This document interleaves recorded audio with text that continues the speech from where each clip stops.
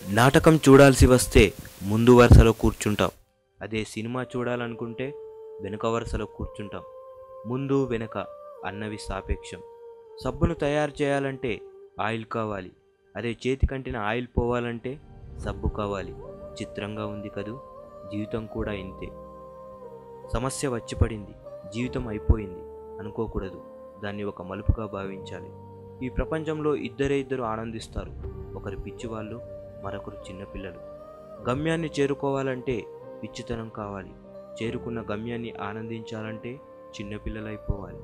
తాళంతో పాటే తాళం చెవి కూడా తయారు చేయబడుతుంది. ఒకటి లేకుంటే రెండోది తయారు చేయబడదు. అలాగే పరిష్కారం లేకుండా సమస్య కూడా రాదు. తూటా కంటే శక్తివంతమైనది మాట.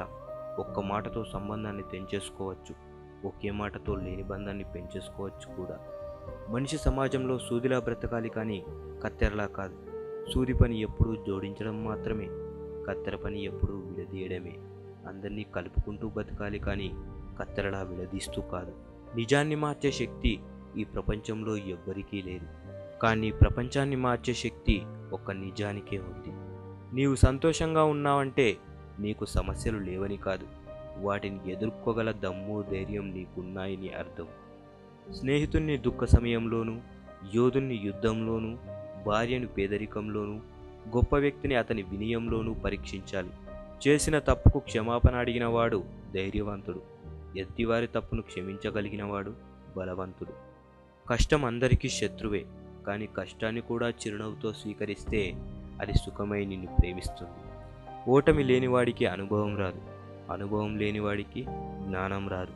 గెలిచినప్పుడు గెలుపును స్వీకరించు, ఓడినప్పుడు పాఠాన్ని స్వీకరించు. ఓడిపోయి విశ్రాంతి తీసుకున్నప్పుడు ఆ ఓటమి నేర్పిన పాఠాన్ని చదువుకో. నీవే గెలుస్తావు.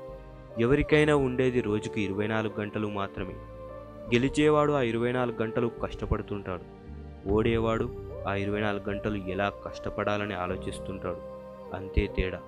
గెలవాలన్న తపన, గెలవగలనన్న నమ్మకం, నిరంతరం సాధన, ఈ మూడే నిన్ను గెలుపుకు దగ్గర చేసే సాధనాలు. నేను గెలవటంలో ఓడిపోవచ్చు, కానీ ప్రయత్నించడంలో గెలుస్తున్నాను. ప్రయత్నిస్తూ గెలుస్తున్నాను, గెలిచి తీరుతాను. స్వయం కృషితో పైకి వచ్చిన వారికి ఆత్మవిశ్వాసం ఉంటుంది, కానీ అహంకారం ఉండదు. ఏమంటారు మిత్రులారా? జై హింద్.